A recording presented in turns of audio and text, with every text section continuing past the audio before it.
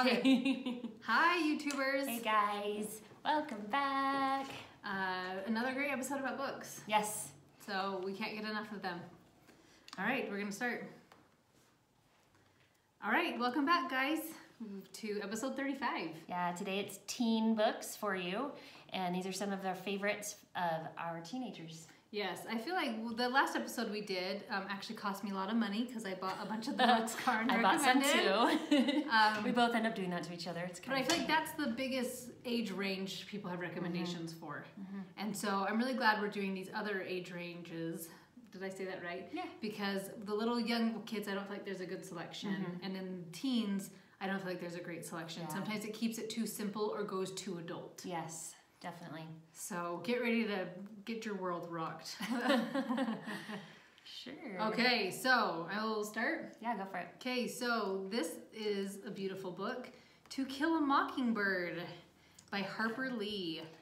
I think it might be a required high school one. Yeah, I read it in high school. I was just saying to her, we were talking about it, that I don't think I've read it since high school, and I really want to reread it because I know I loved it so much, and it's so many people's favorite. Yeah, and I've been pretty open. I didn't really read in high school, so I didn't read this book till this year because my kids had read it. Like, it's a classic, it's beautiful, right? Yeah. So I kept giving it to my children, and I thought, why am I not reading this book?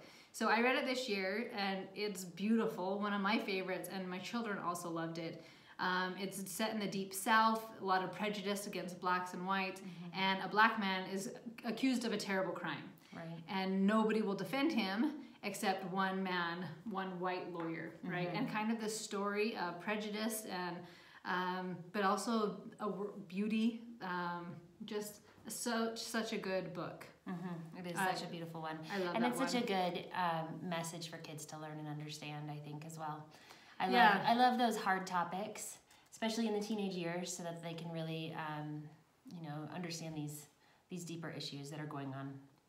Yes, it's a great topic to be able to talk about, and any book about World War II or any book, about where there's prejudices, why it's terrible to not like somebody from the color of their skin, their religion, of just loving people. And this is the ugly side, what happens when you don't love people and include them in your lives. And so I love having a book like that sees the tender side and even some of the scary parts of being the person to stand up for what's right.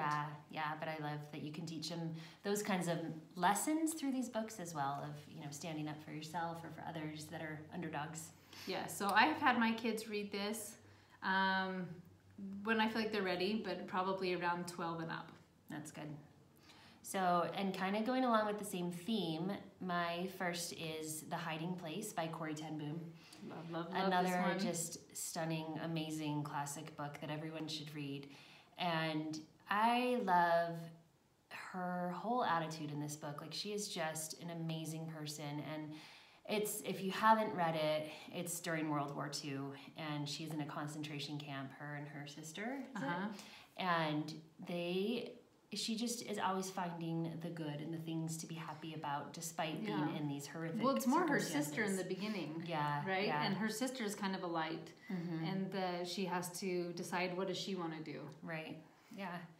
It's a beautiful story, and I remember crying through that one. I love that one. But also just thinking about myself and my own attitude about the hardships that come at me, and how do I handle them while I'm not in a concentration camp. Right. I have little trials that come at me all the time, and what am I doing with them? And what good am I finding through them? Yeah. So. No, that one's an awesome one. And I've read one that was kind of an abridged version, and Corrie ten Boom's actual book, The Hiding Place, and highly recommend The Hiding Place over any abridged version. My daughter, she had read both too, and she was like, why did I read the other one? This one's 100 times better. So, yeah, that's a good one. Yeah. Okay, this next one, you've probably have seen the movies, maybe. But as usual, the book is always better. So, The Hobbit and The Lord of the Rings series. Yeah. This was a fun one that my husband's read to us, and one that some of my big kids have read. I know I read Hobbit on my own, but kind of this one's been more of a family book. And The Hobbit starts with Bilbo Baggins and kind of his adventure of how he gets the ring, what happens, all these things of Gollum. Have you really not heard of Lord of the Rings? I don't know. I think everybody's probably heard of it by this point. The book is always better. The books are always better. I have not read The Lord of the Rings. I have read The Hobbit. Okay. But I have not read The Lord of the Rings. I did start it, and didn't finish, I'll be honest. I like the story. The story is fun, but I get stuck in the flowery poem language sometimes and have a hard time sifting through it. But my son has read them multiple times, and he loves these books and the movies a lot. Yeah. So that's what my daughter's reading them on her own right now. My big boys have read them on their own. I've just read The Hobbit on my own, and then my husband's read these aloud to us. That's fun. It's fun, and it doesn't completely match up with the movie. Like the book one ends in a different spot than the movie ends, and so yeah, it's kind of a fun comparison too. Yeah, great books. All right, I'm gonna throw out a C.S. Lewis book. Who's that? Who's that?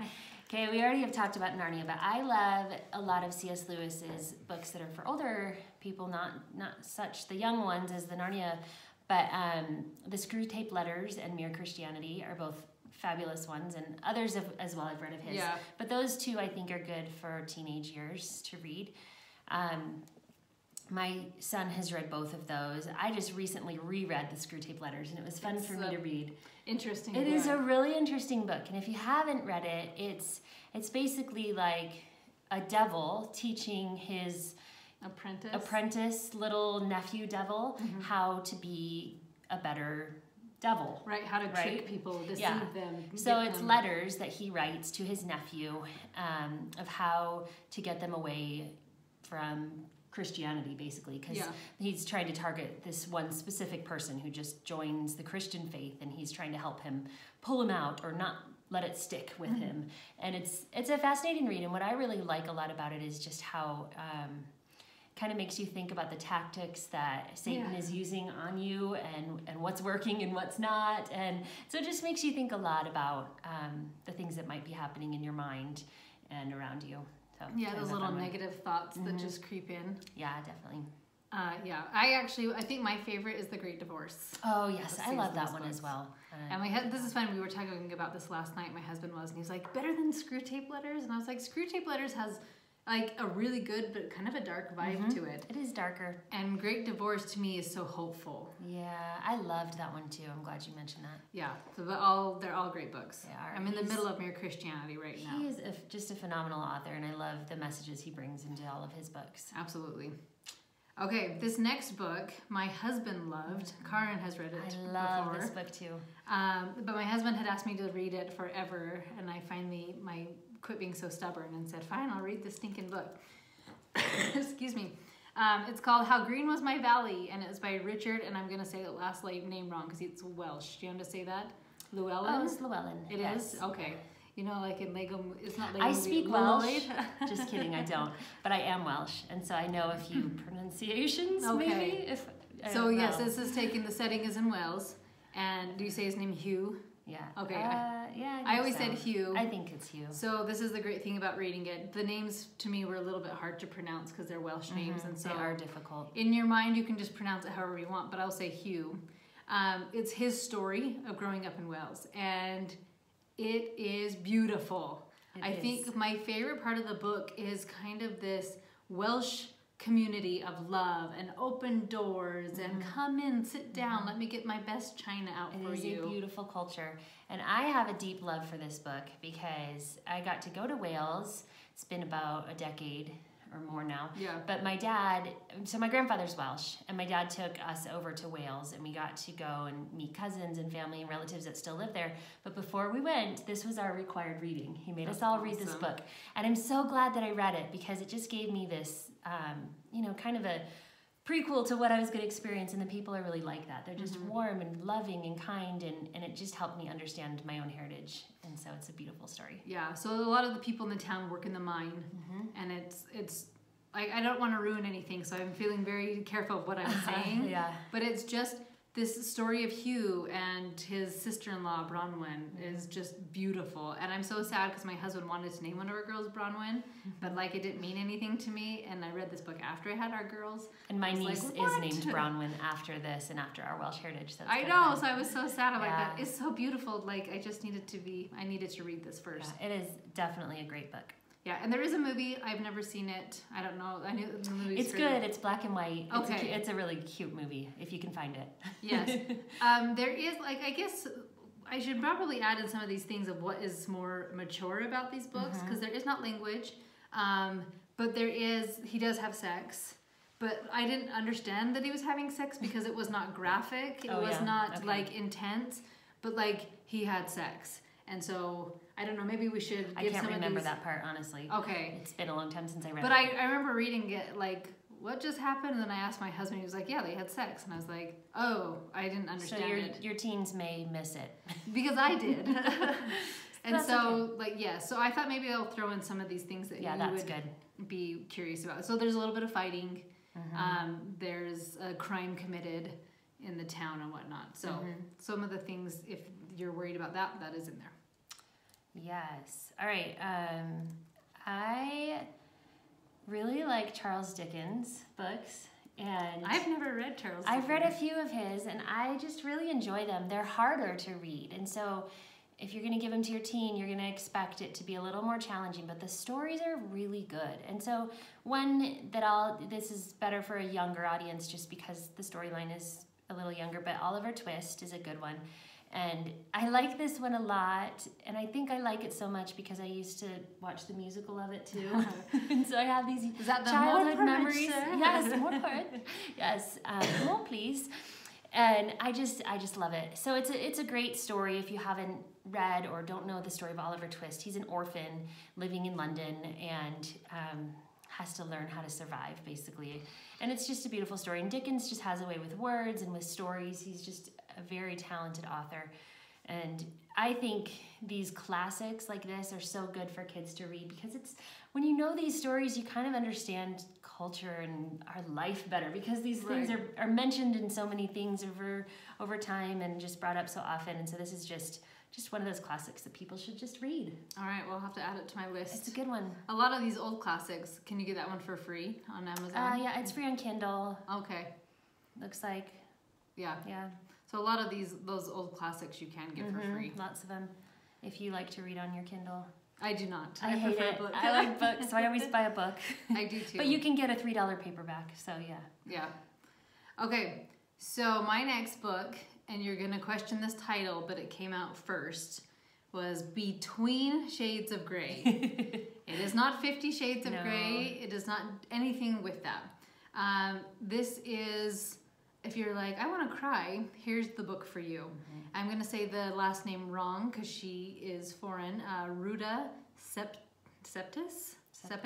Yeah, I don't know. Something pretty beautiful like that. But anyways, it is about a Lithuanian girl living an ordinary life, and the Soviet Union's come in, and so think of like what the Jews went through with World War II. This is what the Lithuanians went through with the Soviet Union. Her name's Lena, and she's ripped apart from her family and forced to work in a Siberian camp. And it is heart-wrenching. I believe when I read this book, I finished it in a day. Yeah. Like my husband was out of town, and I was like, oh, fantastic. Like, I'm just going to read. I love those kind of books. But yeah, this is a beautiful, beautiful story. Yes, and so it is, I had my oldest reread it. There was a couple things in this book that I felt like were a little bit more mature. So just kind of heads up. Because there are like concentration camps, right? And so a woman is felt up, and then there's a scene with a baby who dies. And so those two were just, I don't know, I just always feel like sometimes people recommend a book, and I was like, you didn't tell me like there was a rape scene. Right? So sometimes it's just a heads up, maybe read it first yourself. But I've had my 3 oldest read it, and it is a beautiful, beautiful book. Great one, yeah. And I'm glad you remember those things. I have like the worst memory in the world, so I probably won't tell you those things because I don't remember. I was just telling Megan before this that, well, and I am too. I don't enjoy it when I have to read it, but I just don't remember things. I was just telling her before that often the books I recommend, I remember that I loved them, but I don't often remember the whole premise of them, so I have to remind myself of what it's about. So we're actually doing that behind the scenes here. Yeah. Just heads up. So my next book is The Alchemist, and this is a fun one. It's by Paulo Coelho. These are all like hard names. We're really good at pronouncing. Yeah, I'm not good at pronunciation here. So terrible pronunciation. But again, these will all be in the show notes. I'll give you links to them. But this one is fun. It's this young Andalusian Andalusian shepherd boy, and he wants to find treasure. He wants to be rich, and he starts searching. He goes on this quest to find wealth, and his quest leads him more to a wealth of knowledge and wisdom than treasure like gold or jewels, and he learns that that's a lot more important than wealth. And it's a really neat book, and I think my son has read this a couple of times as well. He reads everything over again because he just reads like crazy. But this is one of his favorites, and I really enjoyed this as well. That's awesome. For adults and kids. I haven't read that one. I've seen that one on other lists, though. Yeah. Okay, this next one is not a storybook, but what are they called? Self-help type book. And this is my 13-year-old just read this one this year, and it rocked his world. I read it. My husband's read it. We all loved it. Karen's undecided yet. I'm just reading it right now, and it's different. It is. I'm gonna sift through it. I'm gonna make it. So it's called The Four Agreements by what'd you say, Don Miguel Ruiz. Oh, well, yes. So it says I purchased it multiple times, but it was the gift my husband gave away for his clients. That's cool. Was this book? He always gives a book away for Christmas. So The Four Agreements. He has Mexican, I don't know if the right word is folklore, but Mexican wisdom, ancient Toltec is what it is. So I don't know if that was like an Indian tribe or Mexican. Yeah, I'm not quite sure on that. So it has some of that mixed in there. But what the four agreements are, like be impeccable with your word. And I'm going to forget what they are off the top of my head. I didn't see them right here. Be impeccable with your word is a good one about the importance of telling the truth and like even what you're saying, is it really true or is it your opinion, right? Because you're like, oh, that outfit's horrid, right. It's awful. Like, is that really true? That's just kind of your opinion. But being impeccable with your word is a big one. That's as far as I've gotten, or I'd help you. I know. I'm on number 1. So yeah, I know. I was gonna. What are the four agreements? I know. Sorry about this. I usually had it already. Don't take anything personally. That was right? Like that's good. Anybody's actions, if your husband's late, your child's late, like it's not about you, right? What's going on with them. Don't make assumptions. I love that, just to not assume the worst in people. And the last one I know is do your best. And he talks about that doing your best looks different to if you're sick, if you're tired, which is like huge for homeschool moms, right? Like doing your best with a new baby. Yes. Doing your best with toddlers, doing your best with teens, just doing your best, whatever your best is, and knowing that that's enough. So anyways, this is my 13-year-old's favorite book. That's cool. My husband and I loved it. He's given it away to his clients. I was a big fan of theirs, but that is a character type book of not just a story. I think those are good too. Yeah. All right, my next book is just a story, and one of my most favorite stories of all time, The Little Women by Louisa May Alcott. And I just love this classic. I think it's just kind of one of those picturesque, beautiful stories that... I've never read it. Oh, I can't believe you haven't read this. You have to read it. I'll have to add You're doing Little House right now. I'm doing done Little with House. This is your next one. It's so good. I love it so much. It's about sisters, the lives of 4 sisters, Meg, Jo, Beth, and Amy. And it's just them growing up and their life together, and they're just beautiful little stories, and I just love it. Yeah, that's awesome. And there's good movies about it, so it's one of those you could read and then watch the movie, which I love to do with my kids. And there are lots of different versions of this. Yeah, like there's just a lot of great messages that come from it as well. Yeah. Okay, my next book is also a character building book. So that's when we do school, one of the books was my children get 12 is a book about building their character and emotional health as well. So this is one that we have all loved. I believe my 4 oldest have read it, and then my husband and I read it. My husband and I bought our own copy so we could have like our own little book club. But it just turned out like it was organic, right? It wasn't like this planned thing, but we were getting annoyed, like, you took it again. I wanted to finish. That's hilarious. But it's Carol Dweck's book, Mindset, of having a growth mindset versus a fixed mindset. And talks about sometimes we have a fixed mindset. Like if I enjoy running. And if I see a runner out there and they're really fast and really amazing, and I'm like, well, I'll never be that. And that's kind of like, well, you're right, because you have a fixed mindset, kind of thinking this is as high as I can go. Right. But then they followed people around, like, so kids who got into Juilliard, right? So really talented kids, and some kids had a lot of natural ability, and then they got into Juilliard, but they didn't know actually how to work hard, and they would not progress. And kids who would come into Juilliard who weren't as good but knew how to work hard would actually progress and surpass these other children. Okay. So kind of like was hopeful, whether you are terrible at something or good at something, anybody can become really great at something.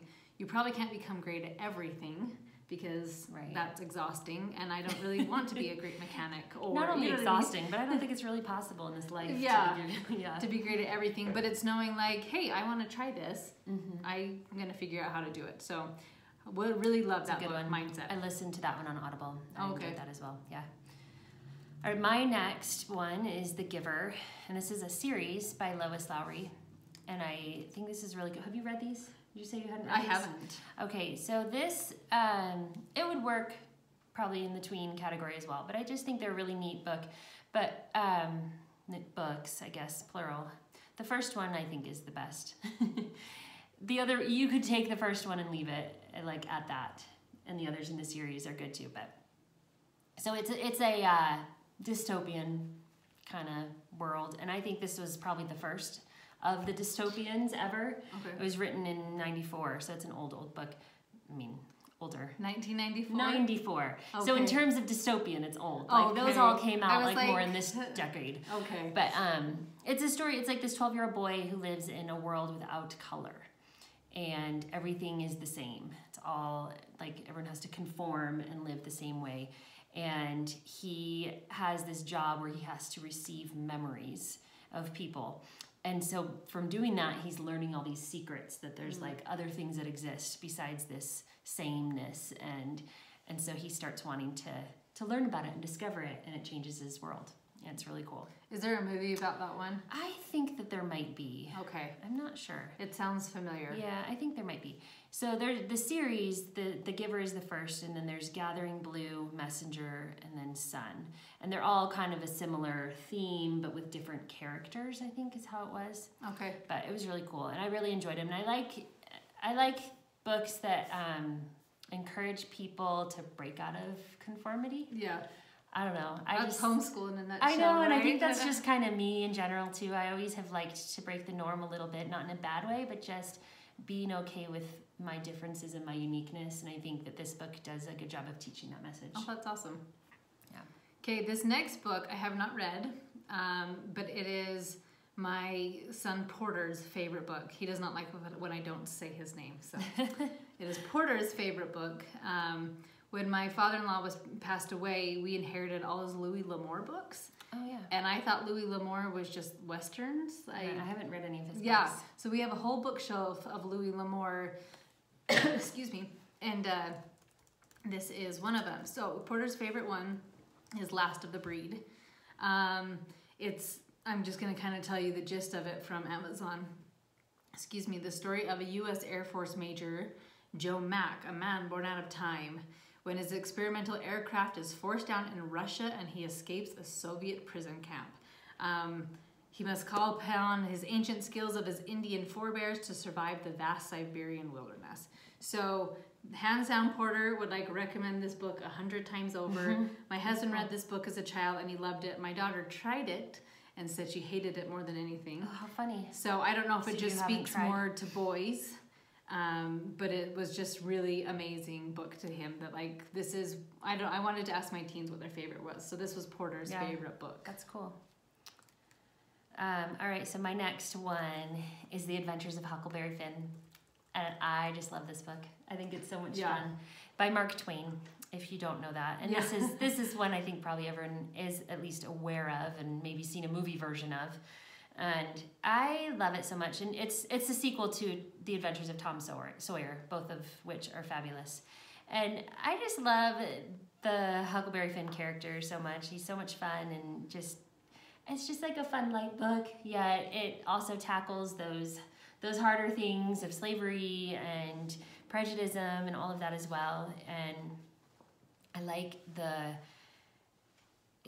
cultural aspects of it, how much you're learning about the Deep South, and also you have to learn how to read in their slang. Yeah. And that's fun. Yeah. So that's another just kind of fun light one, but I love it, and I think it's like it better than kids to read. Tom Sawyer? I'm not sure which I like better. I'm trying to remember. the differences there in which I liked. I don't know. Oh, okay. I don't remember. My kids really liked Tom Sawyer. I liked them both, but I don't know which I liked better. Oh, okay. Both good books.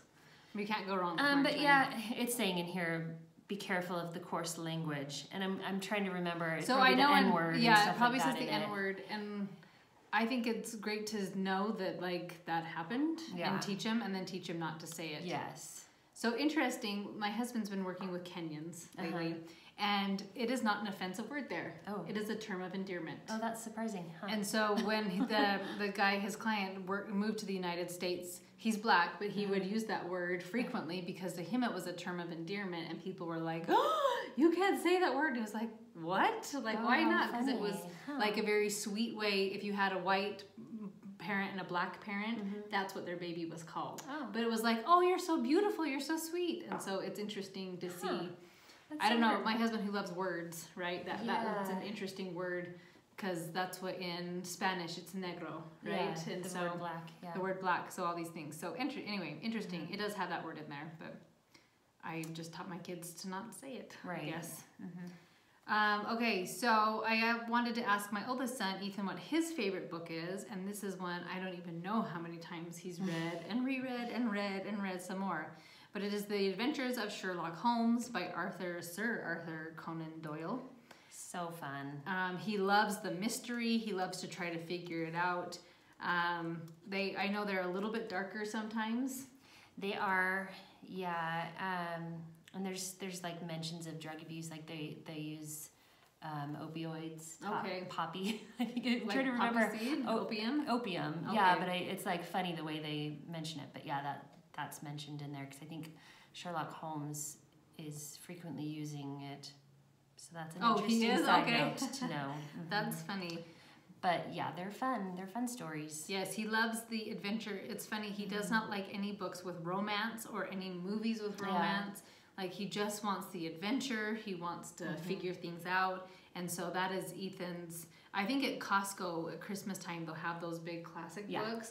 And somebody gave him that huge one. I have that one too. Yes. The hardback, pretty ones. Yeah, I have a set of those. And he's read it and reread it so many times. That's cool. And this is one of my son's most favorites, and it's The Rangers Apprentice. And this is a whole series. I think there's like 10 of them. And he really loves these. My husband also really, really loves these books. I read them as well, and I think they're a lot of fun. I wouldn't call them my favorites, but they're great for teenage boyish people. And we're being a little heavy on the teenage boy recommendations, aren't we? Yeah, I think we are because we have a lot of those. Yeah. My daughter is not a teenager yet. She's 12, and so she hasn't come up into that. And so I'm not certain what the teenage girls love quite yet, but these are definitely more boy heavy. So sorry about that. Yeah, sorry. But I do have a teenage daughter, but I guess she just reads whatever the boys are reading. That's funny. And I think a lot of these go both ways.